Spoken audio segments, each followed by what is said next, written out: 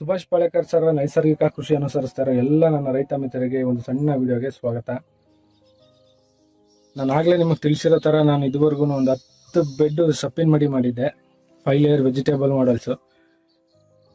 ನಾನು ಕೃಷಿಗೆ ಹೊಸಬಾಗಿರೋದ್ರಿಂದ ಈ 10 ಮಡಿಲಿ ನಾನು ಏನೇನು ತಪ್ಪುಗಳು ಮಾಡಿದ್ದೀನಿ, ಅದರಿಂದ ನಾನು ಏನೇನು ಕಲ್ತಿದ್ದೀನಿ ಅದನ್ನು ನಿಮಗೆ ಆಲ್ರೆಡಿ ಹಿಂದಿನ ವಿಡಿಯೋಗಳಲ್ಲಿ ಹೇಳಿ ತಿಳಿಸಿದ್ದೀನಿ.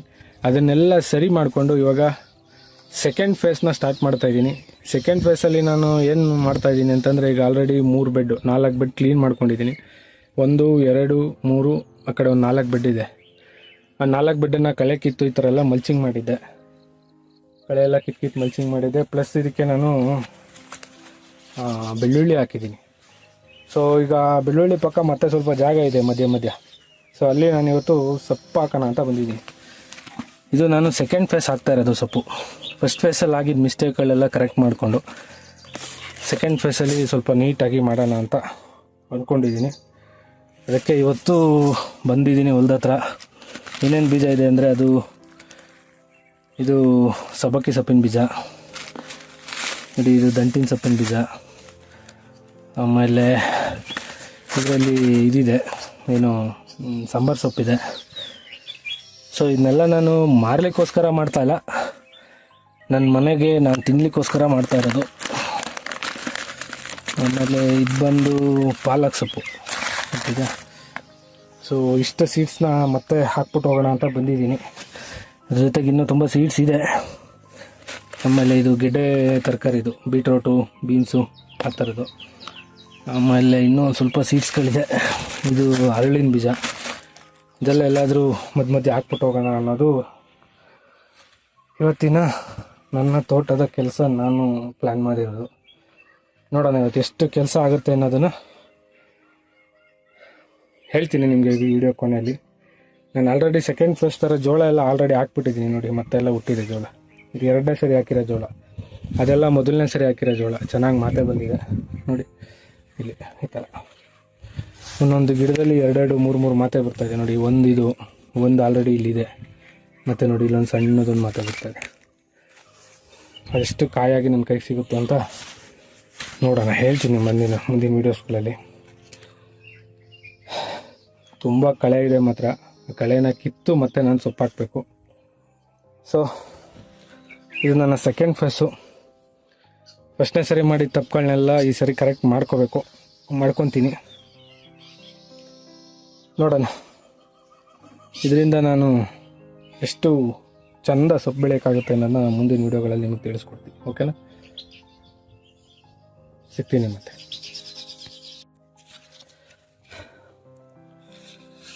ಹತ್ತತ್ರ ಒಂದು 4 ಕವರ್ ಆಯಿತು ಪೂರ್ತಿ ನೋಡಿ. ನಿಮ್ಗೆ ಕಾಣಿಸ್ತಾ ಇತ್ತಲ್ಲ ಬೆಡ್ನ ನೀಟಾಗಿ ಕಳೆ ಎಲ್ಲ ಹಾಕಿತ್ತು ಸೊಪ್ಪು ಹಾಕಿದ್ದೀನಿ.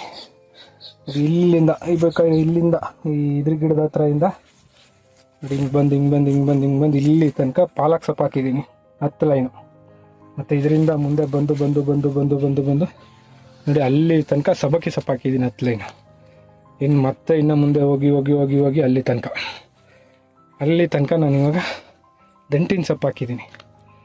ಮತ್ತು ಇಲ್ಲಿಂದ ಮುಂದೆ ಬಂದರೆ ಒಂದು ಅಲ್ಲಿ ಹೋಗೋ ಡಬ್ಬ ಕಾಣ್ತಾ ಇದೆಯಲ್ಲ, ಅಲ್ಲಿ ಗಂಟ 10 ಲೈನ್ಗೆ ಮೆಂತ್ಯ ಸೊಪ್ಪು ಹಾಕಿದ್ದೀನಿ ಇಂಥದ್ದೇ.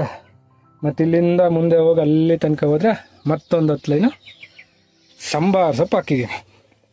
ಅದಾದಮೇಲೆ 2 ಕಡೆ ಬೆಡ್ಡಿನ ಕಾರ್ನರು ಇಲ್ಲಿಗೆ ಮತ್ತು ಅಲ್ಲಿಗೆ ಮೂಲಂಗಿ ಬೀಜ ಹಾಕಿದ್ದೀನಿ.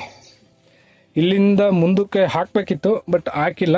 ಅದಕ್ಕೆ ರೀಸನ್ ಹೇಳ್ತೀನಿ. ಏನು ಅಂದರೆ, ಲಾಸ್ಟ್ ಟೈಮ್ ಹಾಕಿ ದಂಟಿನ ಸೊಪ್ಪೆಲ್ಲ ಬೀಜ ಆಗ್ತಾಯಿದೆ ನೋಡಿ. ಸೊ ಅದೆಲ್ಲ ಬೀಜ ಆಗಿಬಿಡ್ಲಿ ಅಂತ ಬಿಟ್ಟಿದ್ದೀನಿ. ಸೊ ಹಾಗಾಗಿ ಇಲ್ಲಿ ಮುಂದಕ್ಕೆ ಕಂಟಿನ್ಯೂ ಮಾಡೋಕ್ಕಾಗಿಲ್ಲ. ಟೋಟಲು 5 ಥರ ಸೊಪ್ಪು ಹಾಕಿದ್ದೀನಿ, 50 ಲೈನ್ ಸೊಪ್ಪು. ಅದ್ರ ಜೊತೆಗೆ ನೋಡಿ ಇಲ್ಲಿ ತಡ್ನಿ ಗಿಡ ಇತ್ತಲ್ಲ, ತಡ್ನಿ ಗಿಡಕ್ಕೆಲ್ಲ ಜೋಳ ಹಾಕಿದ್ದೀನಿ ಅನ್ನೋದು. ಮತ್ತೆ ಆಮೇಲೆ ಈ ಬೆಡ್ಡಲ್ಲಿ ಆಲೂಗಡ್ಡೆ ಸಹ ಇದೆ ನೋಡಿ. ಎಲ್ಲೆಲ್ಲ ಸಿಕ್ತಾಗೆಲ್ಲ ಮಧ್ಯೆ ತಂತ ನೆಟ್ಬಿಟ್ಟಿರೋದು ನೋಡಿ. ಇಲ್ಲಿ ಆಲೂಗಡ್ಡೆ, ಇದು ಆಲೂಗಡ್ಡೆ. ನನ್ನ ಮನೆಗೆ ಆಗೋವಂಥ ತರಕಾರಿ ಎಲ್ಲ ಇದೆ ನೋಡಿ. ಎಷ್ಟು ನೀಟಾಗಿ ಕಾಣ್ತಾ ಇದೆ ಬೆಡ್ಡು. ಕಾಣ್ತಾ ಇದೆ ಚೆನ್ನಾಗಿ. ಇದು ಈ ಭಾನುವಾರದ ನನ್ನ ತೋಟದ ಕೆಲಸ. ಇನ್ನೂ ಈ ಥರ ತುಂಬ ಬೆಡ್ಸ್ಗಳಿದೆ ನೋಡಿ. ಈ ಬೆಡ್ ಇದೆ, ಈ ಬೆಡ್ಗೂ ಇದೇ ಥರ ಮಾಡಬೇಕು. ಇದು ಒಳ್ಳೆ ಮಳೆ ಬರ್ತದೆ. ನನ್ನ ಜೊತೆಗೆ ಇನ್ನೊಬ್ರು ಬಂದಿದ್ದಾರೆ ನೋಡಿ ಅಲ್ಲಿ, ನಮ್ಮಮ್ಮ.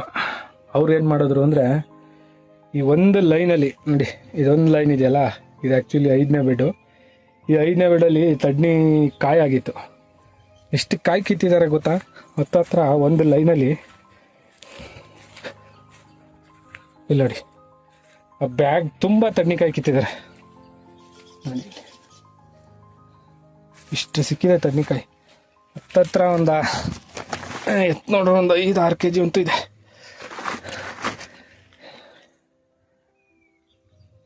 ಇದು ಈ ಭಾನುವಾರದ ನನ್ನ ತೋಟದ ಕೆಲಸ. ಇನ್ನೊಂದ್ಸರಿ ಕಣ್ಣು ತುಂಬ ನೋಡ್ಕೊಬಿಡಿ ಅಂತೂ ನಾನು ರೆಡಿ ಮಾಡಿರೋ ಬೆಡ್ ಹೇಗಿದೆ ಅಂತೇಳಿ.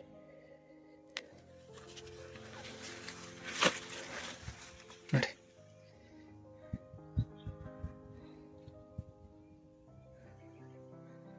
ಖುಷಿ ಆಗುತ್ತೆ ಈ ಥರ ಕೆಲಸ ಮಾಡಲಿಕ್ಕೆ.